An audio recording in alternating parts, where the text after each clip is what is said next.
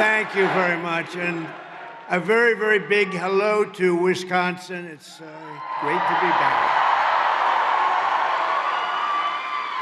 You know, before I start, they say that Wisconsin is probably the toughest of the swing states to win. I don't think so at all. I don't think so. We have got the biggest crowds. They've never seen crowds like this. This is unbelievable, actually. You know, I could be anywhere right now. I could be beautiful beaches. I could be all over the world, and I'd rather be right here. What's more beautiful? We are going to win the greatest election in history. And it's incredible to be back in this beautiful state with thousands of proud, hardworking American patriots, which is what you are just 30 days from now. We're going to win the state of Wisconsin. We're going to defeat Kamala Harris. And we are going to make America great again. We're going to do it. We're going to do it, and quickly. We're going to do it quickly. And when we win, it will be considered the greatest political victory in American history. You know that, right? I saw that. You know, I saw that. I've never really said it that way. I've said it a lot of different ways, but not that way.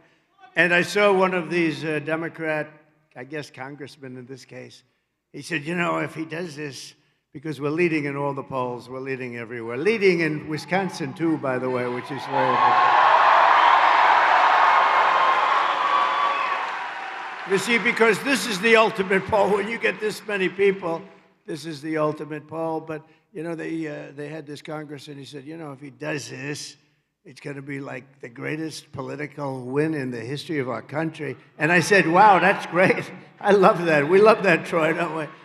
So it will be incredible. And I think we're going to have something that's going to be amazing. The world is going to be watching. And we're 30 days away, 30 days away. So you have to get it. But, you know, we had an incredible evening last night in Butler, Pennsylvania. It was a beautiful evening. It was a very different kind of an evening. It was a tribute to a very brave firefighter, you know, Corey. He was a real trumper. Corey was a trumper. He was a MAGA guy. He was an America First guy. He had the whole deal going with the outfits, the hats. He had everything. He was great, and his whole family is great. But he really, look at it the way I look at it, he sacrificed his life in an attack 12 weeks ago, and you have to look at what happened last night. We had over 100,000 people show up in beautiful little Butler. It's little Butler, but beautiful Butler, Pennsylvania. We had a crowd, and you know, this is a hell of a crowd too, I have to tell you. It's happening all over. But we had 100,000 people, and there was love, and I had a fantastic Christopher. I had a great opera singer, and he went up and he sang Ave Maria. You saw that. We had a short moment of silence, and then the bells rang, and they said, where do we get bells? I said, why don't we just take them off the Cathedral of Notre Dame? He said, those are good bells, and you actually have tapes. So we said, let's use them. Maybe nobody's going to find out. We had these magnificent bells ring, and then Christopher got up, one of the best opera singers I've ever heard, and he got up and sang Ave Maria during this moment of silence. It was an unbelievable evening, and we have something to show you the kind of crowd we had last night. It was really something special. So let's put it up if we can.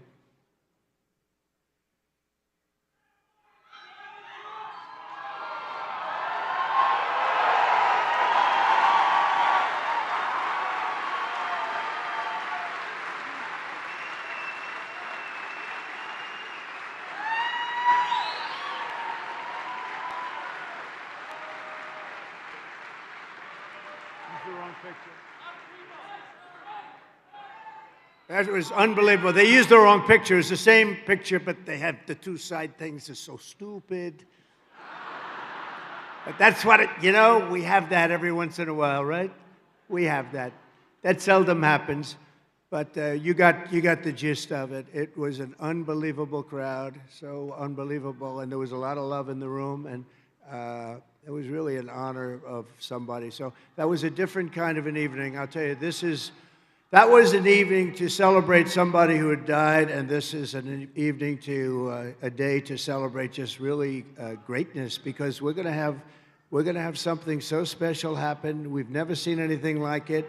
You can go around any place in the country now, and you have signs all over the place, Trump and Trump. And by the way, how good did J.D. Vance do the other night? Right? That was a good pick. That was a good pick. That was a very good pick. But from the very beginning of this journey, I've been on a mission to rescue our nation from a failed and corrupt political establishment and corrupt people, frankly. They are the most corrupt people. That's the most corrupt group I've ever seen, ever. Nobody's ever seen a group like that. And to give you back the country you believe in, the country that you were born in, and the country that you deserve.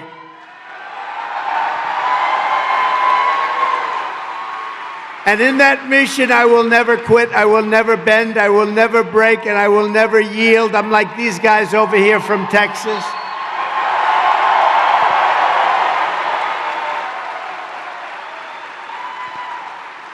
And like I really believe all of us, we say, not even in the face of death itself, I will not. This is so important what we're doing. We're saving our country. This country is in big trouble. We're a failing nation. We are a failing nation. We're a nation in decline. We're a nation in distress. And we're going to get it fixed very quickly. But you know what? If we have to go with another 4 years of these people, and she's worse than Biden, in my opinion. First of all, I think Biden is actually far more intelligent, if you can believe that. Can you believe it? I think he's more intelligent than she is. Ay, ay, ay. But I'm putting everything on the line to fight for you, and we're going to fight for you, and we're all going to win together. It's going to be the greatest win in the history of our country. I believe that. I believe it. Thank you. Thank you. And I'm only asking you to do one thing. We don't even need your money. Keep your money. Just go out and vote. Get everybody involved. Go and get them involved. Kamala Harris, you know, I tell people, I say, you can't use the name Harris. Nobody knows who the hell she is. You say Harris. If you say Harris, they say, who's Harris? I don't know what it is. The name doesn't catch on. So we'll use the word Kamala. Kamala. But Kamala is a disastrous, radical, and grossly incompetent vice president who has betrayed our country and the people she swore an oath to serve. She was our border czar. And you know what? She doesn't want to call that, so let's not call her that. She was in charge of the border, okay? It's the worst border in the history of the world. They announced last week that 13,099 murderers were released during their term. They then tried to say, well, it wasn't really good. And somebody released it, and we don't know who, but it was a patriot that released it, because she got up and tried to say that when she's in, she's going to do this, she's going to do that. Why the hell didn't she do it 4 years ago, right?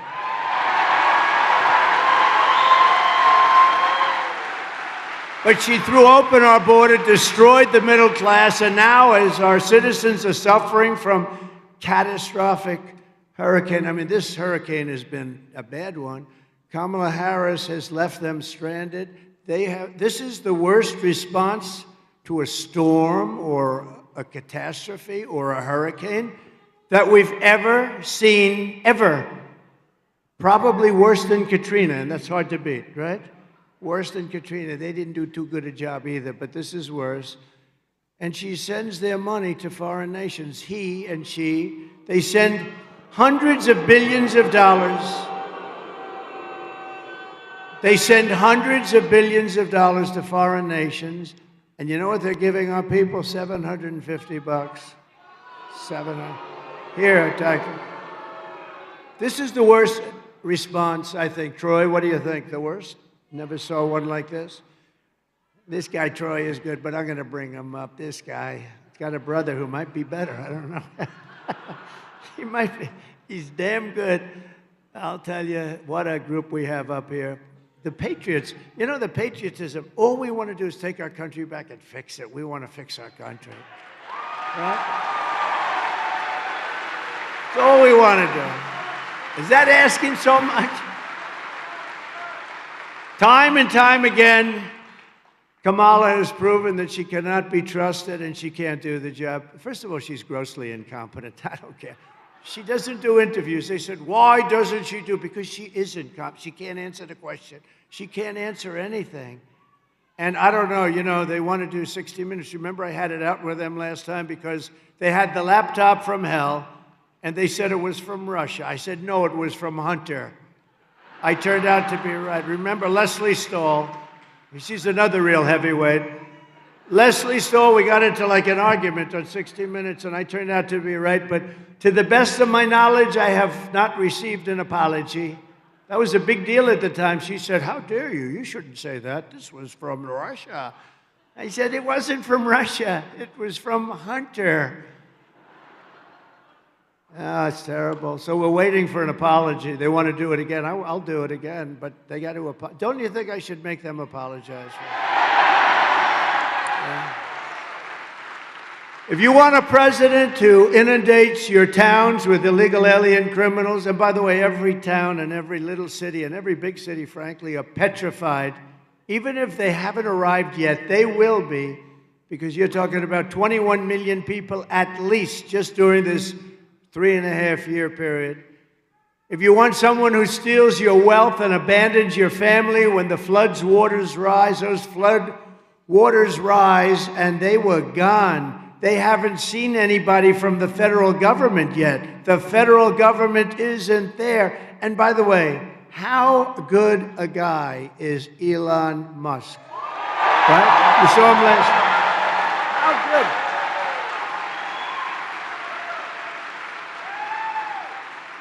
I mean, that guy, I didn't know anything about it. I get a call from a really good person in North Carolina. They said, the people, there's no communication. They said, do you know a man named Elon Musk? I said, yeah, I do, actually. He endorsed me very strongly, and we love him. He's a smart cookie, a little different, too. He's a little different. But he is one smart cook. He sends the rocket ships up. First time I ever saw the engines coming down. I said, what was that? Well, would like to be able to save the engines. It makes a lot of sense, but I never saw anything like that. This guy's unbelievable. So what happens is, he was there last night, by the way. He got the biggest hand you've ever seen. People love him. But they said, do you know Elon Musk? He didn't know. And I said, yeah, I do. Why? What do you need? He said, they have something called Starlink. Starlink. He said, we have no communication in North Carolina. People are dying. Like 500 people are missing. It's a disaster. The federal government is doing, the White House is doing nothing. They've abandoned us. And you know, it's largely a Republican area. So some people say they did it for that reason. I don't even think they're that bad, but they probably, maybe they are. But they want Starlink. So I said, whatever it is, I called Elon. I say, and you can't get it, it's really popular. It's very hard to get. But they need it, and they need big doses of it, like fast. And I'm calling Elon. I said, Elon, in North Carolina and parts of Georgia, and the governor is doing a very good job, by the way, in Georgia, I have to say. A very good job. But in parts of Georgia, and in real big parts of North Carolina, they need something called Starlink. I don't know what the hell it is, and you don't have to tell me because I don't want to waste a lot of time. But would you be able to get it? And we talked on the phone for a couple of minutes. And during my conversation with him, I got a call from North Carolina thanking me for getting Starlink. I said, how the hell did you do that? You're talking to me. You didn't have time. He said, well, I have a system. I think he's doing... No, I mean, he approved it while he was talking to me. Is that crazy?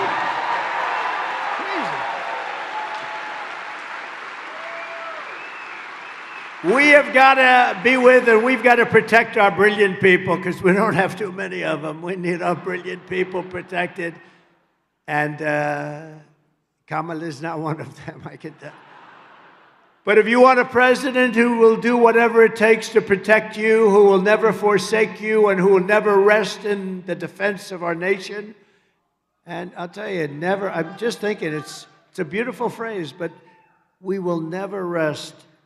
We're never going to do anything that will be other than protect the people of our country and our nation. Then you better vote for a gentleman named Donald J. Trump. Have you ever heard of him? Have you ever heard of him? Have you ever heard of him? Thank you.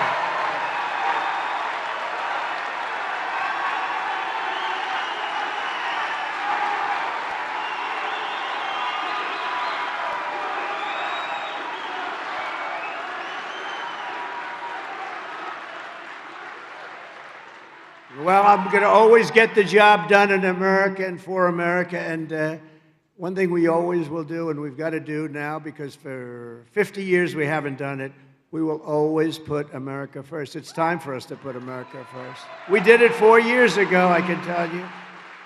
We were energy independent 4 years ago. Can you believe it? With the lowest energy prices, everything was the best. And that's why they compare this with what it was, and people like us. We had the greatest economy in history of our country, and we did well. And by the way, I'm just looking as far as the eye can see, long beyond the fake news. That's a lot of cameras back there. But long beyond the fake news. Look at all the, you can't even see. That's a lot of people. That's a lot of people. Unbelievable. Thank you. You know, I always like to move the fake news way back. And I figure they have cameras that can do it, but that's the maximum they can do. They say that's the, I don't think it is, but they say that's the max, because I would have moved them way the hell to the back. So up to me. Because they block the view. They're blocking the view of these people. They block the view of all those people. But you know, this is like a poll. And you have 50,000 people here, 50,000 people. And you know, that is a lot. If we get just the people here to vote, I think we win. I think we win. With your vote in this election, we can seal our borders, we can reclaim our sovereignty, stop inflation, raise your incomes, rebuild our devastated communities, and launch a new golden age of American prosperity and pride. That's what we're going to do. It's going to be American prosperity and American pride. But with 4 more years of Kamala Harris, your long nightmare is just beginning. Remember the word. Somebody said, give me one word to describe your opponent, Kamala Harris. You know what I said? Incompetent. I said, she's incompetent. She shouldn't be in the position. In all fairness, I'm no fan of his, but we had him totally beat. We had the debate, he was gone, and we were 20, 21 points up. And they walked in and they did a coup. It was a coup of a guy that got 14 million votes. She got none. She was the first one out. You know, she ran against him. He won. He got 14 million votes. He won. There were 22 people. She was the first one out. She never made it to a great place called Iowa. We love Iowa, the farmers. We love Iowa. But she never made it. She never made it to Iowa. And then all of a sudden, we're running against her. So they had 12 people plus her, and they wanted to be politically correct, and they picked her. And I don't know. I actually think if it keeps going like this, like we're doing, because they said she'd have a 6-week honeymoon, and she did. She had a little bit of a honeymoon period. You know, they went from, the fake news, went from calling her horrible, the worst vice president, a total disaster, couldn't speak, couldn't do anything, to being wonderful. She's wonderful. Soon, the fake news. You know, they have the fake news as their partner, and we have a little news, but our news is peanut. And I never understood why they'd want this, why the fake news would want it, other than they hate our country, because I can't understand. Why do they want open borders? Why do they want sex change operations for people that are too young to even think about it? Why do they want men playing in women's sports, you know? Because we actually are now the party of common sense. I think that's what I like calling us now, right? Party of common sense. But with her in office, inflation will soar. You see where she's working on inflation? Nowhere where she has no idea what she's talking about. She's working on, I will work on inflation. Why didn't you do it again 4 years ago? Why didn't you do it again? You know, my theme with her is, why didn't you do it again? But why didn't you do it then? Why didn't you do it 4 years ago? Why wouldn't you have done this stuff? You want to do this stuff. They want open borders. So now they gave it a little bit of a closure, so the numbers look a little bit better than they did. The damage is done. We got 21 million people in here. We have 647,000 criminals released from jails and insane asylums, released into our country. The damage is done. But you say, how could you be talking about the future? The damage is done. They've got to be talking about getting these criminals immediately out of our country. We have to talk about that, and we're going to do it, and we're going to do it rapidly. Why didn't she do it 4 years ago? The economy will crash, your borders will be permanently erased, your towns will be ravaged, and our country will never, ever be able to recover from this disaster. We're going to recover fast, but if you go 4 more years, you may never recover. In fact, I will say, some people say it, I think it's very severe, but I can understand it. Some people say you'll never have an election again. This would be your last election. And I can see it. Remember, I used to say we'll be Venezuela on steroids. And that's sort of what's happening. We're Venezuela on steroids. And we're buying a lot of Venezuela oil. How about this? We foreclosed on his old, broken little plane, the dictator, the head. We foreclosed on his plane, but we buy billions of dollars of oil. Can you imagine that? It should be the opposite way, really, shouldn't it? You know, we took his plane away, but we give him billions of dollars a month in oil. Can you believe it? We're buying oil from Venezuela, and we have more liquid gold under our feet than any other country in the world, and it's good. And they don't have oil, they have tar. They have tar. You have to melt it. And you know where it gets melted? In a refinery. You know where? In Houston, Texas. So if you're an environmentalist, all that stuff, I'm going to talk to you about this with Texas. All that stuff is going up into, we do it. It's the only refinery in the world that can do it because basically they have a lot of tar and you have to melt it and it's a dirty process. We have the sweetest, lightest, most beautiful stuff. It's not even believable. The only way to avoid this miserable fate for America is if Wisconsin and the entire Midwest turn, and I mean turn out in record numbers. We need,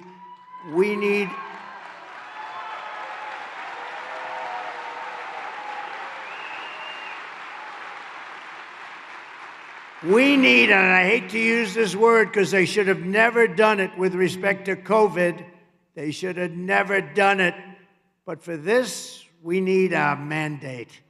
They shouldn't have done it with COVID. Everybody that did it should be ashamed of themselves, what they did. But we need a mandate in the vote, and we're going to get it. I actually think we're going to have numbers like has maybe never been seen before. You know, last time in 2020, we got more votes by far, by millions, than any sitting president in the history of the United States. Think of it. It's unbelievable.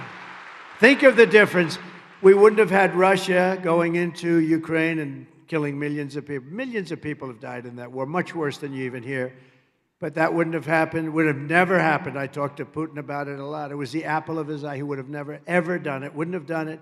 On top of that, the oil prices went up so high that he was making a lot of money doing it. It would have never happened. You wouldn't have had October 7th with Israel, the attack on Israel. You wouldn't have had inflation. You wouldn't have had the Afghanistan most embarrassing moment in the history of our country, and we lost 13 great soldiers. Nobody ever talks about the 40 soldiers that were decimated, so badly hurt. And we gave them $85 billion worth of the best equipment anywhere in the world. How stupid. and they moved out the military first. You're supposed to move out the military last, not first. And for 18 months, I spoke to Abdul. He's still the leader of the Taliban. I spoke to him. They said, Abdul, don't do it.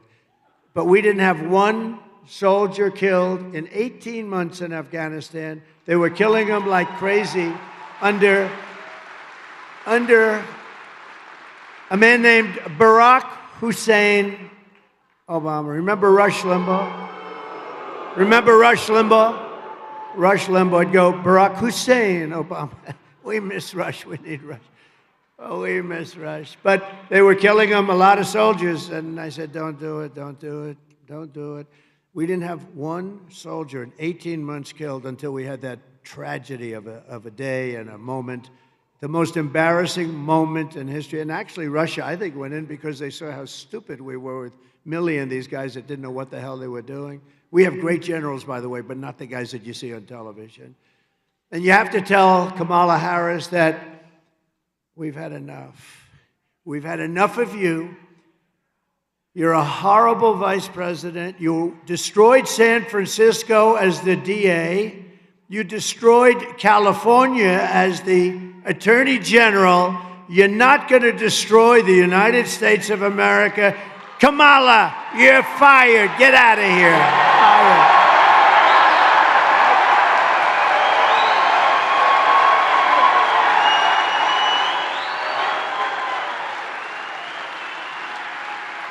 We're not going to let him do it, Troy.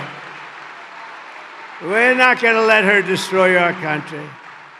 That dummy. Did you see where the teleprompter went off yesterday? She didn't know what the hell. My teleprompter, I don't even use it. I don't actually use it too much. But, you know, when you do this stuff a lot, teleprompters break. She had a bad moment yesterday. It broke, right? And she kept saying the same number over and over. I said, what's wrong with her?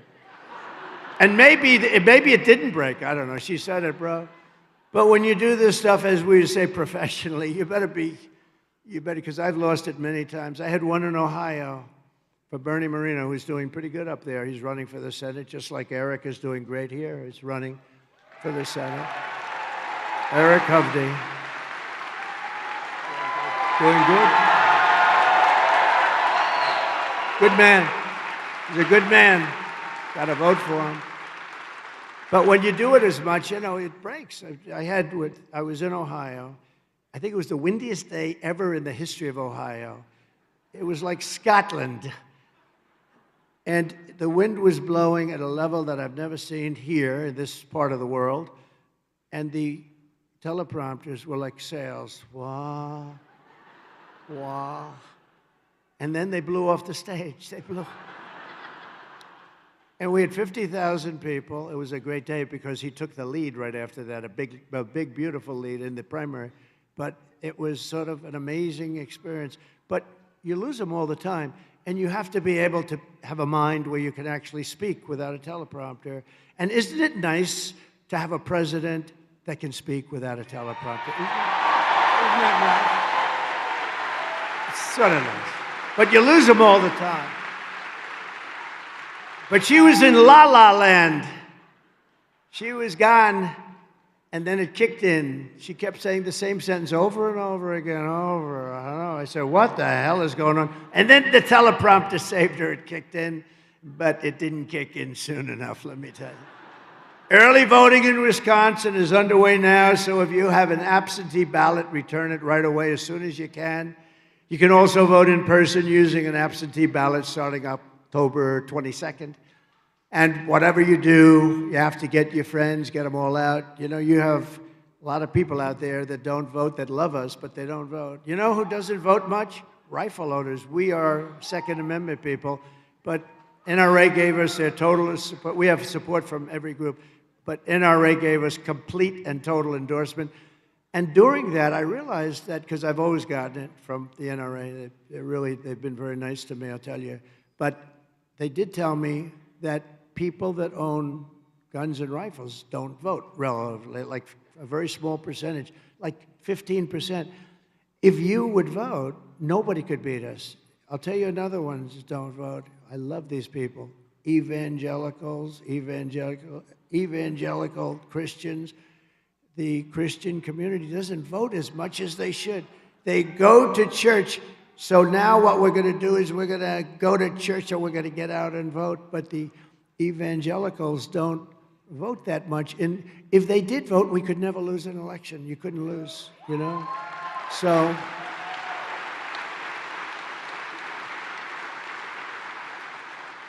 I have to be careful with this. I said once about a month ago, you only have to vote this one time, and after that, everything will be good. And the fake news said, see, he wants to be a dictator and take over the country. No, that's not what. I said, we got to fix the country, got to make sure, and then the country will be great, and we're going to have, hopefully, some great person, whether it's JD or somebody else.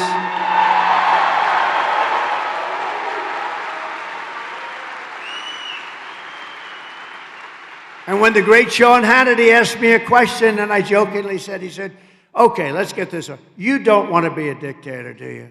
I said, Sean, I only want to be a dictator for one day, and I'm going to close the borders and drill, baby, drill, and after that, I never want to be a dictator, right?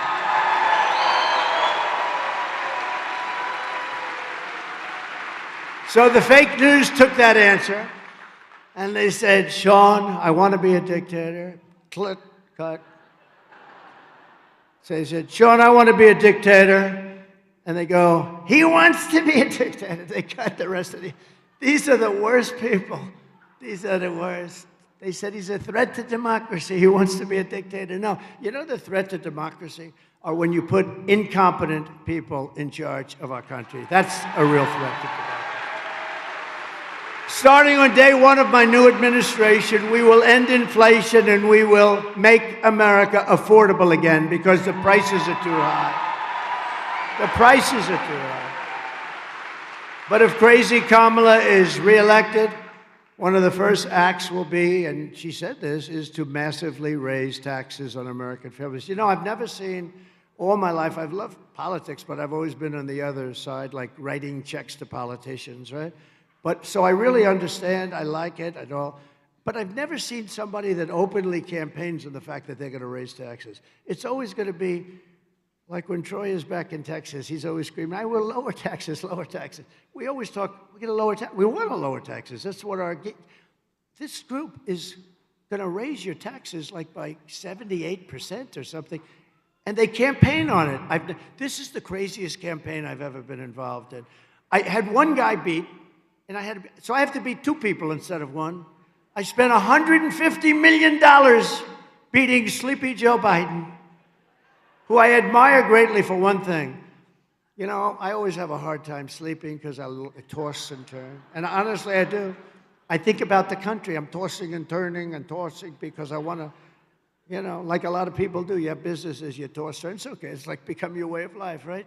We think about whatever we're doing. In my case, I'm thinking about China, I'm thinking about Russia, I'm thinking about lots of things. And by the way, the enemy from within, the crazy lunatics that we have, the fascists, the Marxists, the communists, the people that we have that are actually running the country, not her. She's not running it, and Biden's not running it either, and you all know that.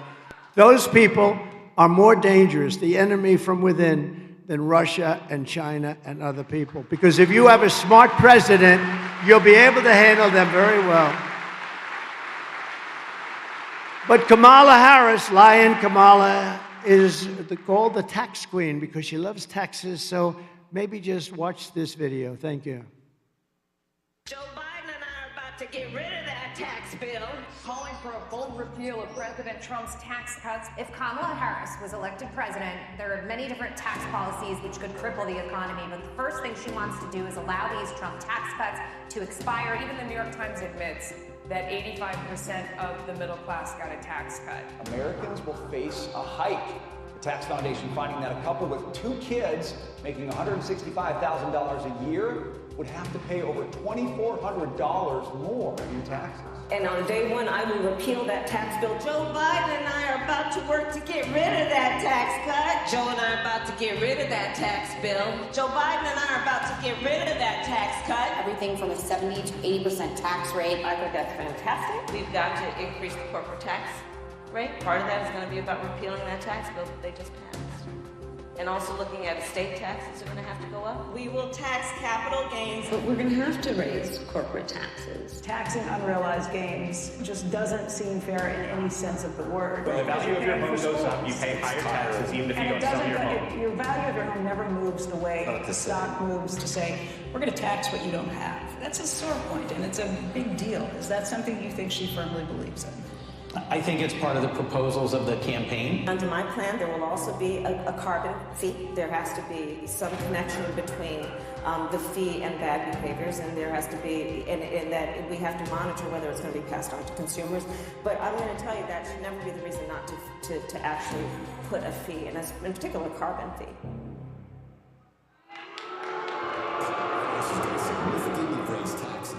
How about the tax on unrealized gain? That one hasn't even been tried. That's a communist tax that hasn't been very successful, I tell you. It's, think of it, they want to have a capital gain on unrealized gains. Think of what they're saying. You're going to pay a tax on something you haven't made. No, these people, these are stupid people, would be driven into a depression like 1929-style depression. For years, Americans have watched as our country has been stripped of our jobs, stripped of our wealth, and seen our companies being sold off to foreign countries. And by the way, I would not approve the U.S. steel deal to Japan. I wouldn't do it. I wouldn't do it. One of the greatest companies in the world, 60 years ago, was one of the greatest countries in the world, and we have to help it. We have to make it better. We have to be able to make steel. It could happen. You have a war. And when you have a war, you need things like army tanks and ships and lots of things that are made of steel. We don't want to get our steel from China. We don't want to get our steel. You know, I put a tremendous tariff because China was dumping a lot of bad steel here. Bad steel, dirty, I call it dirty steel, not good steel. But I put a big tax. You know, I took in hundreds of billions of dollars from China. No other president took in 10 cents, and I saved our steel industry by doing it. So I'm very proud of that. But under my plan, for the U.S. economy, American workers will no longer be worried about losing their jobs to foreign nations. Instead, foreign nations will be worried about losing their jobs to America because we're taking them back. We're going to bring those companies back, and we can do it with intelligent taxing. We can do it like they've been doing to us for years. It's very simple. And we have the place that people want to be, and it's not going to be that way always. If we keep going like this, nobody's going to want to be here. German car companies can become American car companies. We can beat China in electronic production. Manufacturers that have left us will come roaring back. They're going to come roaring back. This thing has gotten such great reviews. I'm going to explain it. It's so simple. And some people said, wow, that's unbelievable what you're doing. Where did you get that idea? I'm going to go a little forward. I got the idea from, if you want tax benefits, you have to build in America. If you don't want tax benefits, you don't have to do. The United States will give you the lowest taxes, the lowest energy costs. We have the most energy. We have more than Saudi Arabia. We have more than Russia. We're going to give you the lowest energy, the lowest regulatory burdens, and free access to the best and biggest market anywhere on the planet, but only if you make your product here in America and hire American workers for the job. And we don't do that.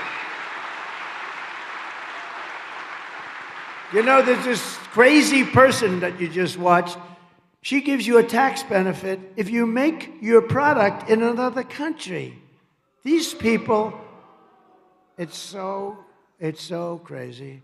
And if these companies don't take the deal, they'll pay a very substantial tariff when they send their products made in another country to us, and we will use the hundreds and billions. We will, it's really trillions, okay?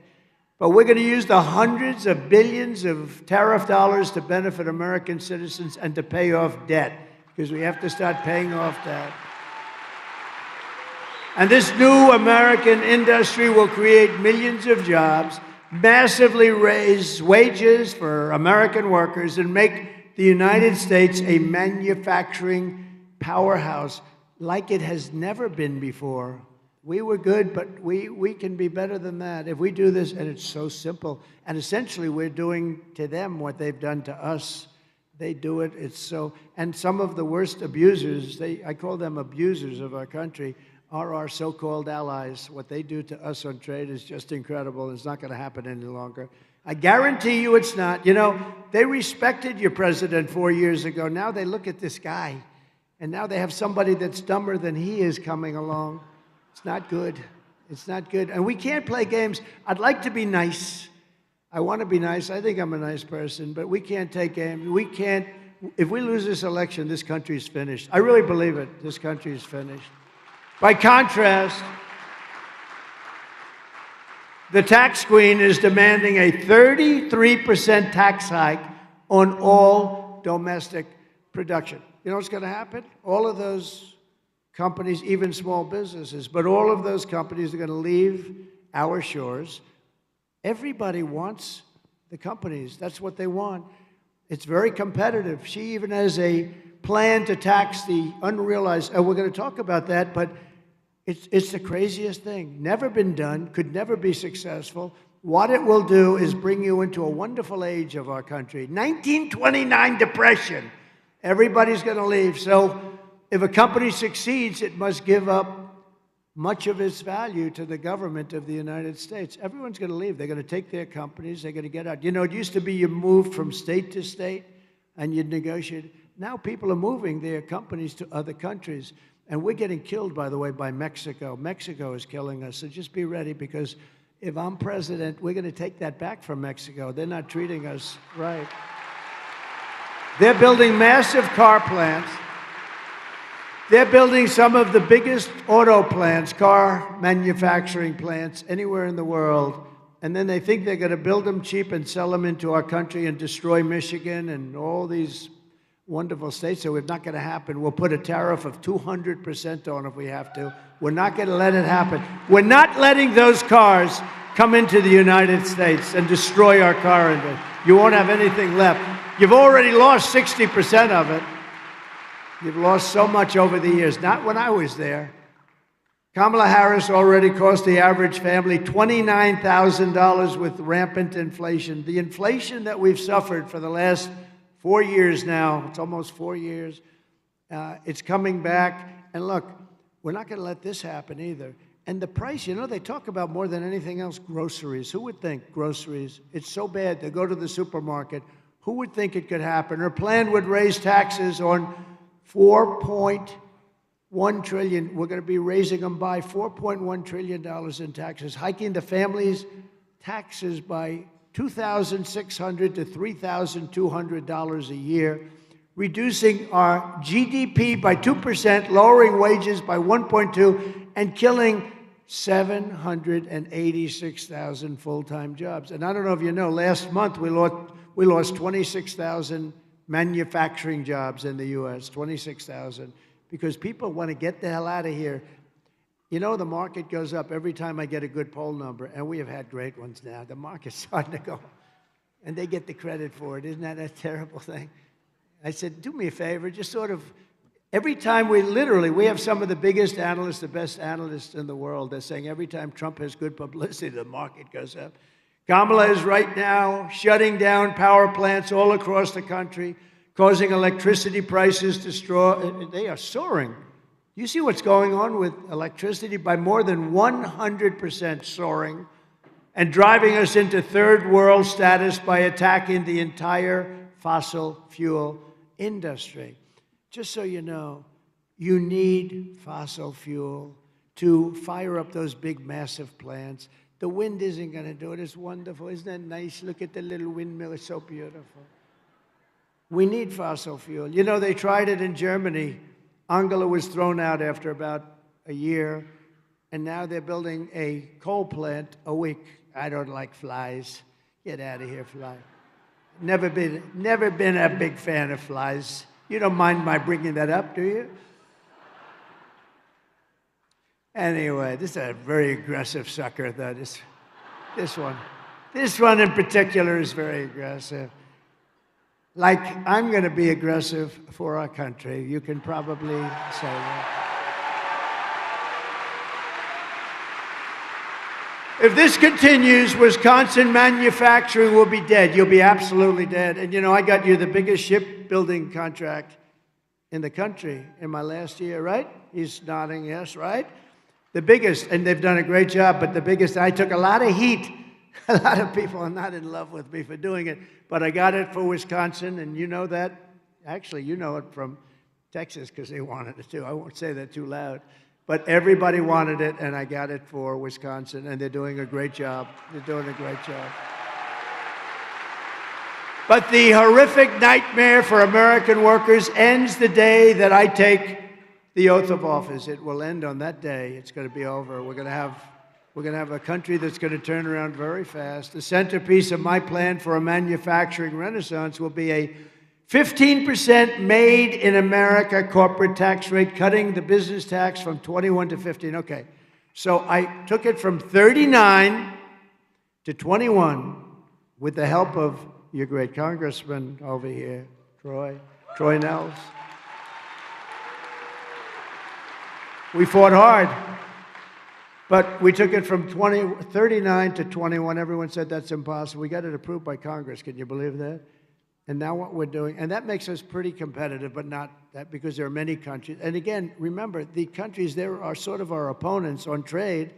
They're actually our opponents, and sometimes it's pretty vicious opponents on trade. But we took it down to 21 from 39. Now I'm taking it from 21 to 15, but only for those who make their product in America, right? Pretty simple.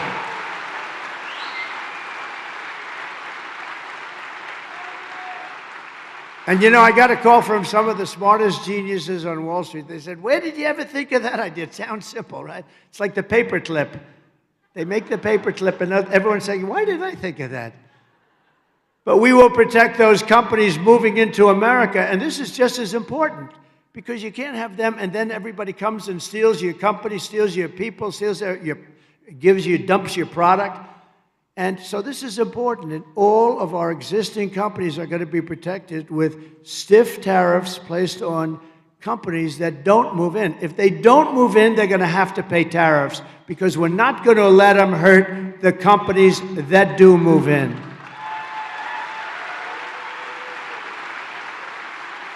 And the only way they can get out of paying those tariffs is to build their plants and factories here in the USA, anywhere in the USA, and Wisconsin would be nice, but anywhere in the USA. We will also cut energy and electricity prices in half, 50% within 12 months, including for all people and families, not just companies. So ready? Your energy bill will be cut from January 20th, will be cut by 50% in 12 months, okay? 50%.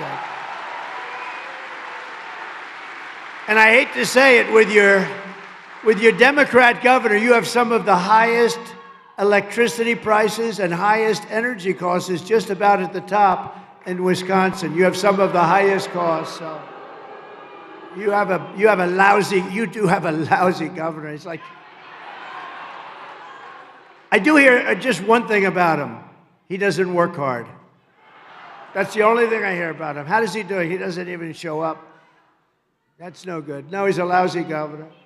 I guess they'll work on that next cycle, but he's not a good governor. We will quickly double our electric capacity. You know, if you do AI, you know, AI is the new big thing, whatever, but AI is the big thing. But AI, to do it successfully and to be the leader, because China's already starting and very big, we need double the electricity. For whatever reason, they need massive electricity. We need double the electricity that we have right now. Who would think that? So what we have right now, you need doubled, and we will get that done. We'll have to do something with respect to the environment, because under the environmental impact statements right now, It would take you 20 years to build anything having to do with electric or anything, any form of energy. We're going to do an expedited plan where it'll be done in a matter of like weeks or months. We've got to get it done. We cannot do these impact statements that take years and years and years. People are working on a project. They start off as young men and women, and by the time they're old and retired, the project gets rejected. They actually get rejected. They work on it for 20, 25 years, and then it gets rejected. We're not going to have that because it's really a way of hurting us. I mean, it's a way of hurting us. We're not going to do it.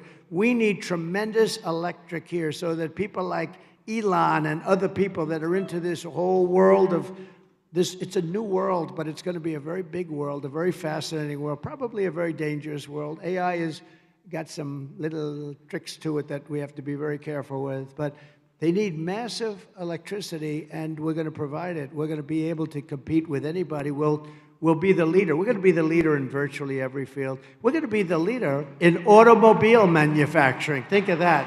And it'll happen quickly. And I have pledged to remove 10 old and burdensome regulations, and I did this. We had more regulatory cuts when I was president than any president in history by 3 times. But we're going to get rid of burdensome regulations. We're taking them off the books, and it's 10 for 1. We put in 1, we get rid of 10, and it had a great impact. Great impact. But I had the most success in history in cutting regulations. I gave you 2 things. I gave you the biggest tax cut in history, and I gave you the biggest regulation cut in history. And those 2 things gave us the greatest economy in the history of our country. We had that just a short time ago. So if you want your incomes to plummet, your net worth to collapse, your tax bills to soar, and your jobs to disappear, then vote for Kamala, because she'll do very well. But if you want Washington bureaucrats to keep their greedy hands off of your money and out of your pockets, then you have to vote for Trump. We're going to get this thing done fast. We'll work together and get it done fast.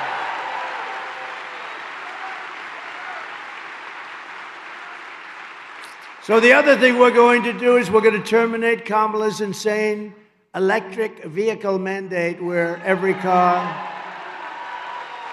has to be in a very short number of years all electric. They don't go far. And by the way, I love electric cars. I think they're great, but they're for a certain market. And we want also gasoline-powered cars, and we want hybrids. And the new thing is hydrogen cars. You heard me talking about it. Hydrogen cars is the new thing. It's got one problem. It's very violent. If it blows up, you are not recognizable. Please come down and identify your husband. There's a blood stain on the tree. Can you identify it? No, it's very violent. Did you know that? It's dangerous. If it blows up, you're screwed, okay? So I'm going to pass on that particular car. They say it has a wonderful future, but the one problem is it's really dangerous when it blows, okay? It wipes out people on the street. I mean, it's terrible. I would actually say they shouldn't even go too far with that one, don't you think? I don't know. I think we shouldn't go too far, but hydrogen is a big new deal. The other thing we're going to end is the Green New Scam. It's the greatest scam in history. You know, we had the cleanest air and the cleanest water in the history, meaning the recorded history of our country. We had clean air. That's what I want. I want clean, beautiful water, and I want clean air, and after that, I want jobs, and I want success for our country, right?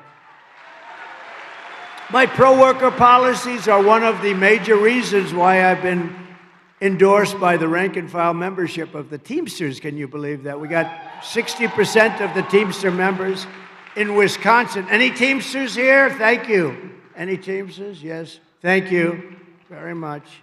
That's very nice, because typically Democrats get, and we won nationwide. We won 60% of the Teamsters vote, and we also won 100% of the Fraternal Order of Police, the largest, 400,000.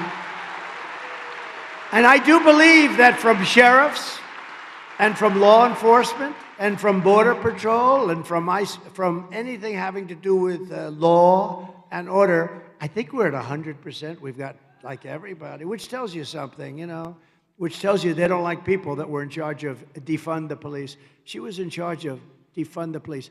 Anybody, she's a radical left. She's further left than crazy Bernie Sanders, okay? That's pretty fun. No, she's considered worse than Pocahontas, she's worse than Pocahontas, she's worse than Bernie Sanders. How the hell do you people, is there anybody here that's going to vote for Lion Kamala? Please raise your hand. Please raise your hand. Actually, I should say don't raise your hand. It would be very dangerous. We don't want to see anybody get hurt. Please don't raise your hand. As we bring back our jobs, we will also restore America's borders with 4 more years of Kamala. Every Wisconsin small town and Midwestern, the Midwestern cities are just devastated by this, will be flooded with illegal migrants from the most dangerous places on earth, and Wisconsin will not be Wisconsin any longer. No state will be. The country won't be the U.S. any longer. It's very simple. Your state will be a dumping ground for people that have committed murder, violent crimes, drugs, jail. They're in jails. And that's what's happening. We have 21 million people, as borders are. They came in, and they came in from prisons and jails and mental institutions and insane asylums. And a level of terrorism and a level of terrorists that we've never seen. You know, I never talked about it when I was president. We didn't have one terror attack in 4 years. Think of it. Not one. Think of it. Not one. And I had a lot of people say, sir, it's time you should say that. I said, I don't want to say it until I'm finished. I don't want to say it. I didn't want to say it. But we didn't have one terrorist attack in 4 years. 1 week ago, I was in the beautiful town of Prairie du Chien. Have you heard of it? Prairie du Chien. In western Wisconsin, where, by the way, we had 60,000 people show up. That's the good news. But Biden, Sleepy Joe, didn't give us the number of people required, so we ended up speaking in front of a relatively small group. I hope those people, we're going to go back and we're going to take care of that situation. They didn't give us the people necessary, so we spoke in front of a rather tiny little portion of them. They stayed around. They were great. But we had 60,000 people there, and I think you're getting close to that right here, too. It's pretty amazing. But Prairie du Chien, and last month, police arrested an illegal alien member of a savage Venezuelan prison gang. Not a nice person. This vile monster, who had prior charges for strangulation, was arrested. He liked strangling people. Other than that, he was quite a nice person. No, his thing was he liked strangling people. Was arrested for holding a mother and daughter captive against their will and sexually assaulting them again and again and again.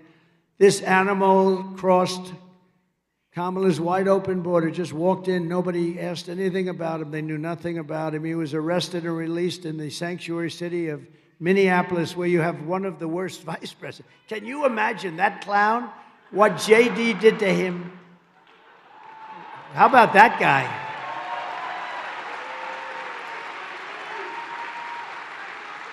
And he was immediately released by Minnesota and set loose to prey on more victims, and he did. Earlier this year in Fond du Lac, Wisconsin. Fond du Lac. Nice. I love these names. I wish they could give me a little easier names. It just. They told me that's the way you pronounce it, so I hope I got it right. But an illegal alien released by Kamala Harris was arrested for tying up and blindfolding a 12-year-old, you know this, you read it, it's a big story, a 12-year-old girl in the back of a van and viciously assaulting her in so many ways, sexually. Today I make you this promise: I will liberate Wisconsin and our entire nation from this mass migration invasion of murderers. child predators, drug dealers, gang members, and thugs. Going to be liberated. Going to liberate. It's incredible. It would be just incredible. Thank you. Thank you. It's so sad we even have to talk about it. Who would even think we have to talk about it, really? And I think, they say the biggest topic is the economy, the biggest topic is inflation, and then the third topic is the border. I really don't agree. I think the biggest topic might be the border because I just think, we'll solve the problems and we're going to drill, we're going to get your energy down. The energy is going to bring everything else down. We're going to get the interest rates down. I was 2% in my administration. Now they're 10% and you can't get any money. That's killing the American dream for young people. So we're going to get it down. But to me, I know they do all these polls, and the polls say it's the economy, and the polls say very strongly it's inflation, and I can understand it a little bit. To me, it's the horrible people that we're allowing into our country that are destroying our country. And it's the hardest problem to solve, too. I mean, it's a big, tremendous problem. And that they could do this to our country, putting, again, 13,000 murderers, many of them murdering many people. Many of them, or a certain number of them, a fixed number, but in death row, they were going to be executed. And rather than executing, they said, let's go, we'll dump them into America. They're stupid there. They'll accept them. 13,099 people. Drug dealers at a level that nobody's ever seen. Terrorists from different countries all over the world. This is no longer South America. This is all over the world. And they come from the Congo. The Congo in Africa, I don't know what it is, but large numbers of people are coming in from the Congo. And you know where they're coming from? The jails of the Congo. What's happening is these dictators are taking their jails and they're emptying their jails into the United States. And crime in Venezuela is down 72%. Crime all over the world is down now because they're putting their criminals, they're putting their jail people, they're putting their drug dealers, they're bringing them into the United States of America and they're dumping them. And they say, don't come back. And if you do come back, we're going to kill you. And we're stuck with them. We're not going to be stuck with them. We're going to be bringing them back and we're going to shove them right down their throat. They should have never been allowed to be here.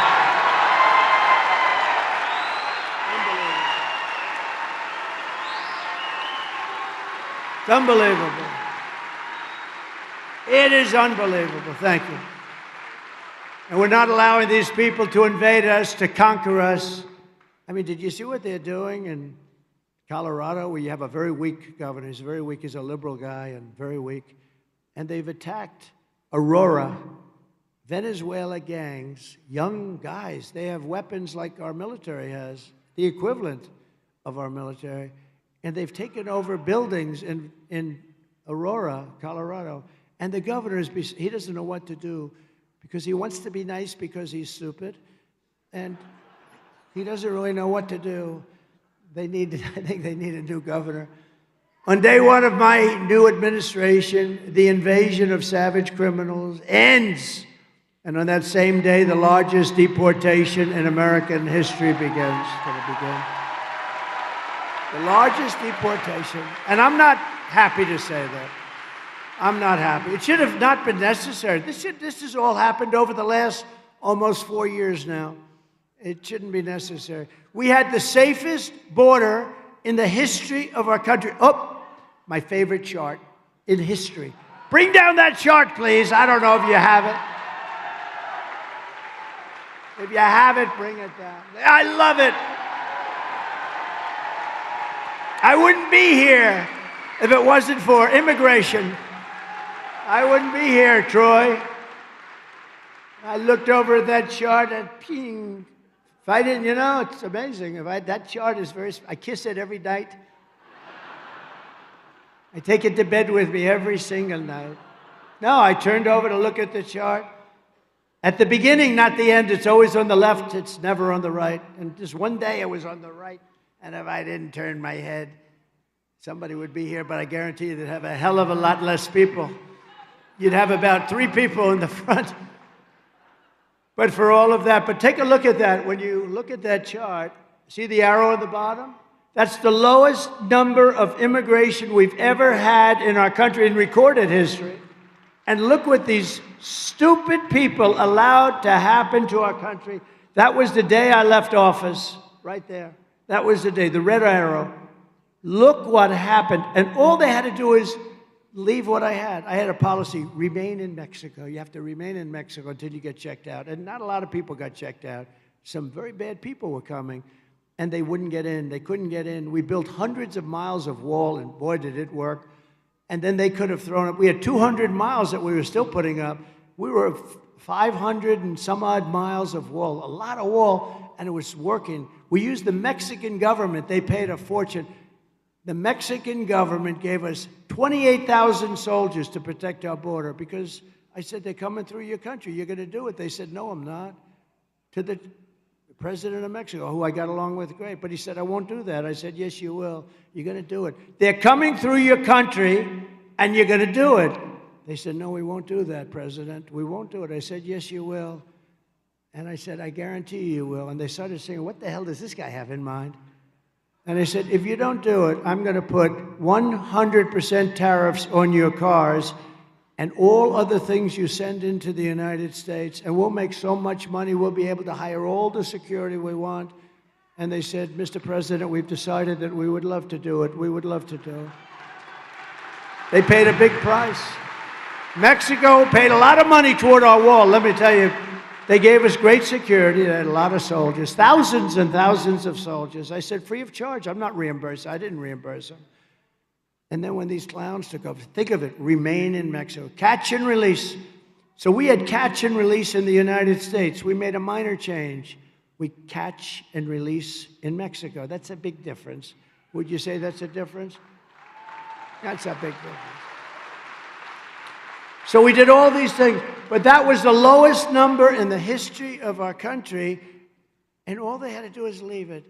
Guys like Tom, Holman, Brandon, Judd, you have people now at the Border Patrol that are phenomenal, phenomenal, and they want to do the job, and they're not being allowed to do the job.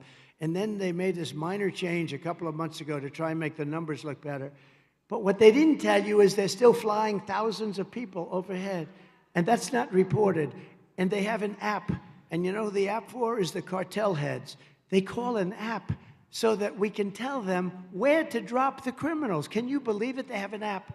So they have the plane and they have the app, and that's not included in the numbers. Just like 818,000 phony job numbers, I call them fraudulent numbers, 818,000 job numbers, they defrauded. They said there were 818,000 jobs, and they reported it. And they were going to unreport it and correct it right after the election. But we had a great whistleblower who rang it out on them. 818,000 jobs were reported fraudulently to make their numbers look better. These are bad people that we're dealing with, so you have to get out and you have to vote. You also need to vote for the next senator, and I mentioned him, and he's great. He's strong, he's powerful. If he wants, he can come up, or he can just sit the hell down because you're going to vote for him anyway. I got to. But Eric Hovde is running to defeat radical left Tammy Baldwin. You want to come up fast? Come on, Eric. We got to get this guy elected. Come on, you want to come up? Come on up. Come on up. Now he's a little nervous about coming up. He said, that was the worst invitation I've ever had. Come on up, Eric. He's great. No, he just said, do you want me up? That was the worst invitation I've ever had. Come here. Say a few words. I always love being here with President Trump. Let's give him a round of applause.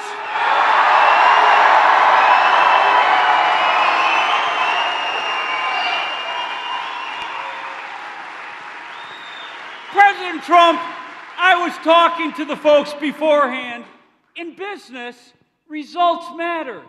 You know, you got to get a deal done. You got to make money. You've built one of the most successful careers, biggest developer.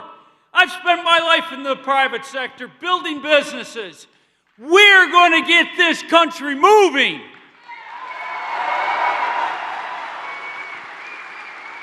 President Trump gave you wage increases of 7.7%, a record for America.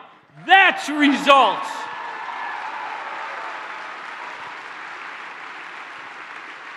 The world had no wars.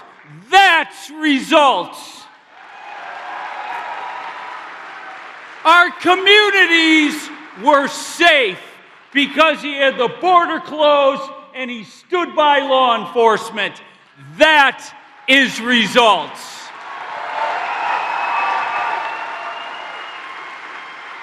Senator Baldwin, Kamala Harris, they're career politicians that have never accomplished anything and have failed at everything.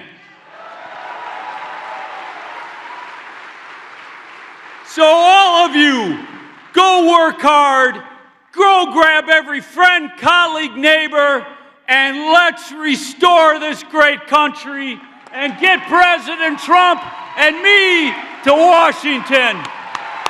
Let's go, folks!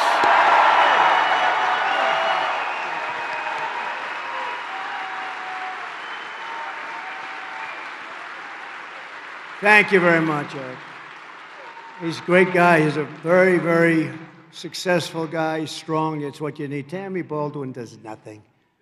She does nothing for you, nothing. And we're also delighted to be joined by a friend of mine. He's a great senator, and he's done a really good job, and he loves your state. Senator Ron Johnson. Ron.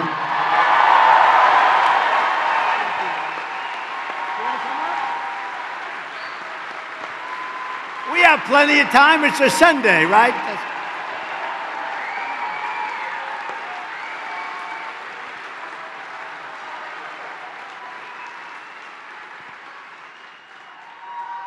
Thank you, Mr. President. Thank all of you for coming. On behalf of the hundreds and literally thousands of Wisconsinites that I've talked to over the last few months that want to convey to you their appreciation, oftentimes with tears in their eyes. They want to thank you for your courage, for your tenacity, for your love of this country, for your willingness. They realize you didn't have to do this, but you're willing to do it because, like them, you love this country fervently. So on behalf of all those Wisconsinites, I want to say thank you. Thank you.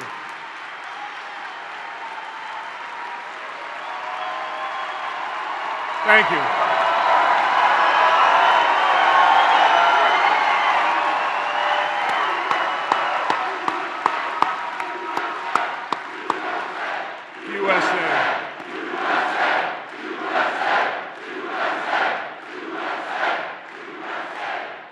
I also want to thank you for your new alliance with Bobby Kennedy. Not only is that important, so we are actually going to address the huge problem of chronic health and children's health, but you are right about the enemy within. They are dividing us on purpose. They are destroying this nation. And by aligning with Bobby Kennedy, you are setting the example, the two of you. Set the differences aside, focus on an area of agreement on a big problem, and in doing so, you are demonstrating exactly how this nation can come together, how we heal and unify America. So God bless you, God protect you, and God bless America. Thank you.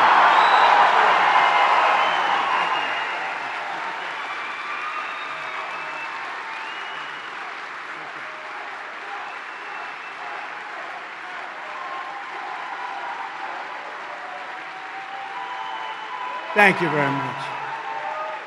Thank you very much. Great, Ron. Thank you. Does a great job. I'd like to, if I could, just for a second, so you have a young a brilliant congressman, and he's on a committee, and it's a very important committee, and he's studying fraud and the fraud within the Democrat Party and what they're doing in terms of campaign contributions, and it's a tremendous scandal, and I'm afraid the fake news, they'll probably all turn off the cameras now, but I say, could you just give just a little prelude, because I think it's going to be one of the biggest stories in a long time. Even if they don't want to cover it, they'll be forced to cover it. So I'd like to ask Congressman Brian Stile to come up, please.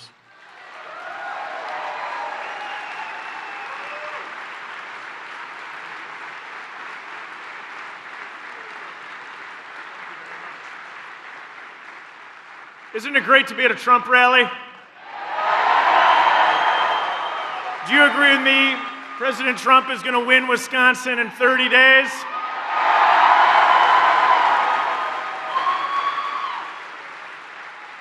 When we drove over here, people were waving signs and holding up Trump signs. And we saw a lot of men and women of law enforcement are working to keep you safe, Mr. President. So to all the men and women of law enforcement here, thank you for what you're doing to keep President Trump safe.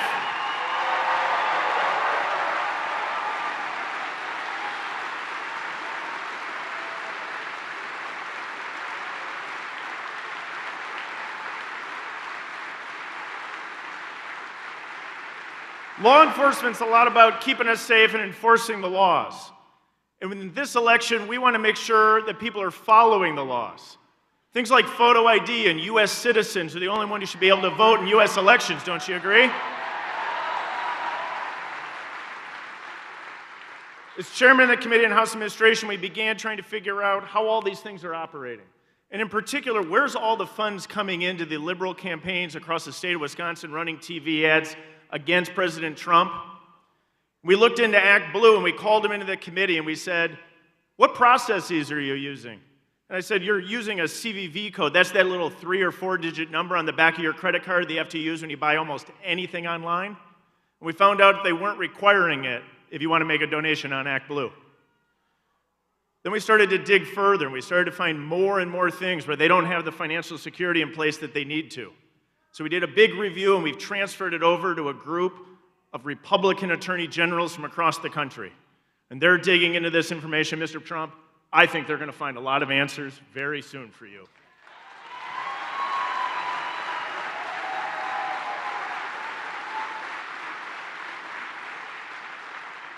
So President Trump, thanks for what you're doing for this country. I think you're going to win not only Wisconsin, but the presidency in 30 days, and you see this crowd and everyone here. Thanks for all you're doing. God bless you. God bless you, President Trump.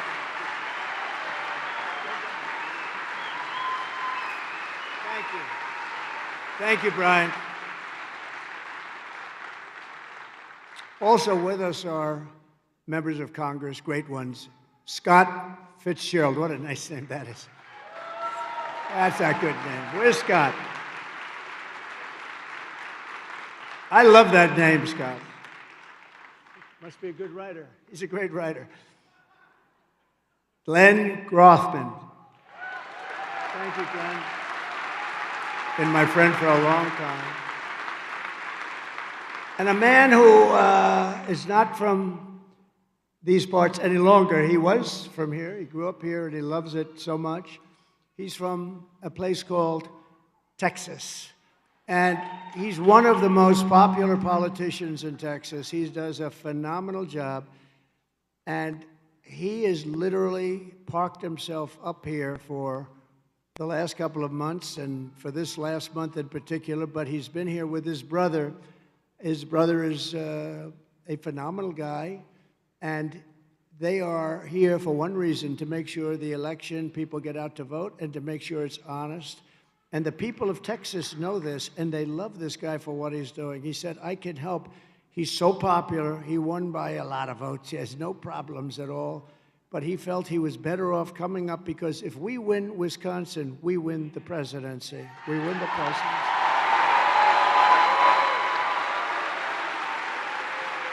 We win the presidency. So I'd like to ask, and he's just a special guy. I mean, he loves this country so much, and you know, I can tell some guys come up, no, I love the country. Other guys come up, I love the country, you have to.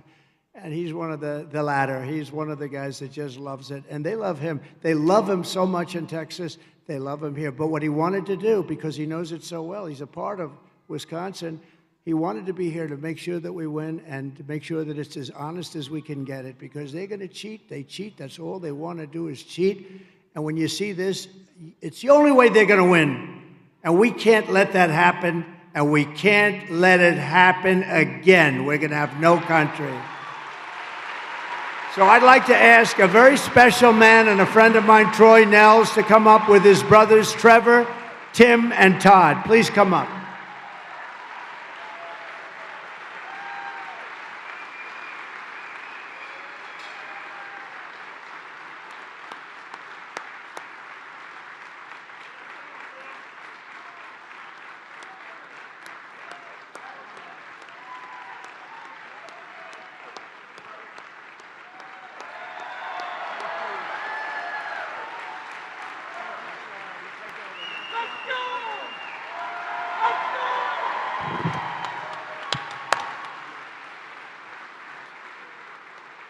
Mr. President, what an honor and a privilege it is to be up here with my brothers. We are honored to be with you. Look at the thousands of people out here that love you. They're here. This is America. This is the heart and soul of America. The blue collar, the farmers, they're all here for you, sir. They're here for you because they love you and they think you're great. You know, I've been planning on this thing. I've been reaching to the team. I said, sir, we got to have a rally in Wisconsin. We can win Wisconsin. We keep looking and we keep looking. Gets canceled, this and that. And then all of a sudden, I get a call last Tuesday.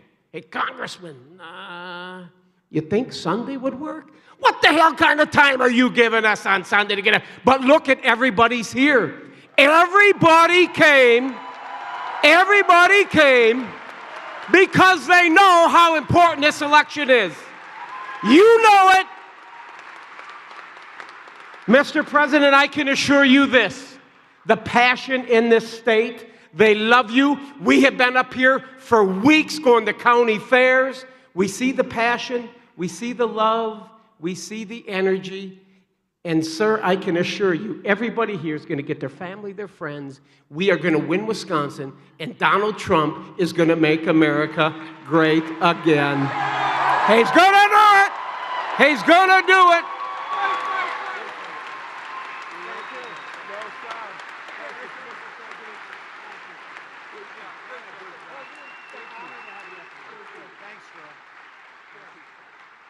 Well, I've never seen it before, and his district is so happy he's doing it. He explained it to them. What do you want to do? They love that he's doing it, and we really appreciate it. And we're leading Texas by a lot.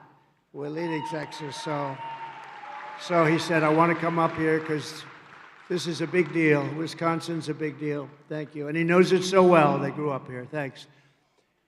Former U.S. Senator Bob Caston. Bob, thank you very much. Bob. Nice to see you, Bob. Look good.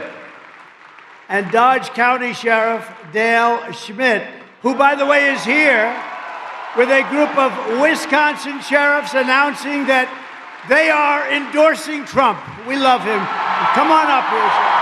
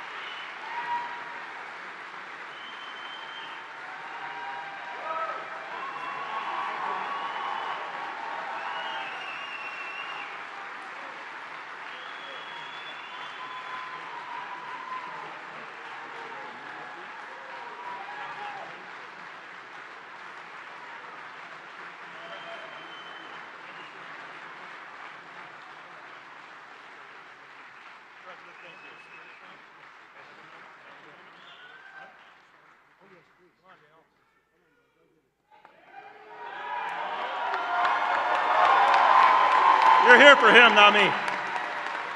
Mr. President, I am proud to announce that all of these sheriffs are among a very small amount of sheriffs and law enforcement across our country that support you. I'd say 80 to 90% of law enforcement across this country are behind you, Mr. President.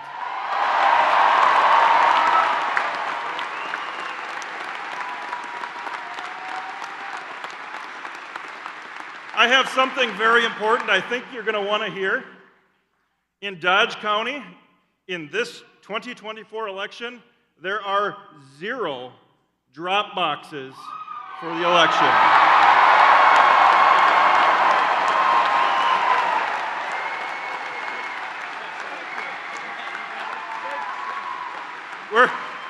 Our clerks are fantastic. We're going to make sure that we have the best, most secure election in Dodge County history. And one last thing, Mr. President. The last time I met you, I was with 200 sheriffs standing on the south lawn. And you came out and you shook a bunch of sheriffs' hands, and you didn't quite get to me. Wait. So I did one thing that I knew would get his attention, and he'll do again here shortly as soon as I say it. I shouted, and he walked over to me afterwards, "Best president ever!"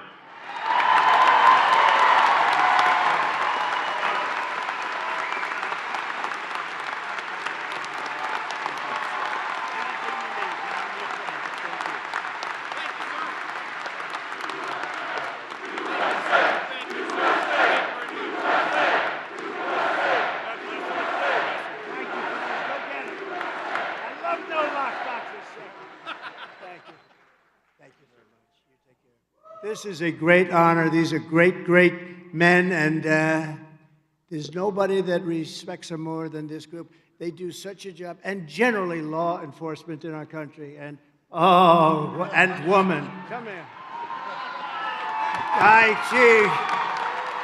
She's the best one up here, I think, right, Sheriff? You bet. Thank you. That's good. Thank you very much. But I appreciate it so much, and the endorsement means a lot to me, and anything you need, I'm here. Thank you very much. Thank you, Sheriff.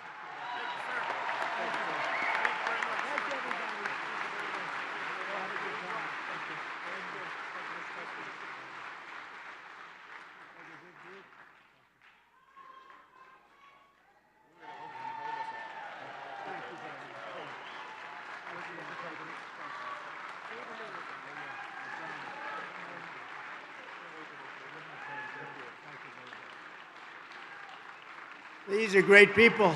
Wow, what a group. Thank you, sheriffs. Thank you. And we have a lot of law enforcement here today, and I just want to say to all of the people in Wisconsin and law enforcement officers, all of them that are here today, we have so many. I will give you my total support, resources, power, protection, and respect. You are going to do your job because that's what you want to do. You're the most respected people in our country. I want you to know that. Sometimes you don't feel that way, but you are the most respected people. So I really think. And Sheriff, thank you very much. What a group. I was a little concerned. You know, there was a lot of beef up here, and I'm wondering about this. I was worried about this platform. I said, do you think it's structurally okay? You know, I'm the real estate. And I'm looking at this. It wasn't looking too good. I had to say, come on, let's get off. But these are great people, and boy, they love your state. They love our country. That I can tell you. So thank you very much. It's a great endorsement. Thank you very much. So the sheriffs will be happy to know that we're going to end sanctuary cities. We will never defund our police, and we will make Wisconsin safe again. They're going to actually do that.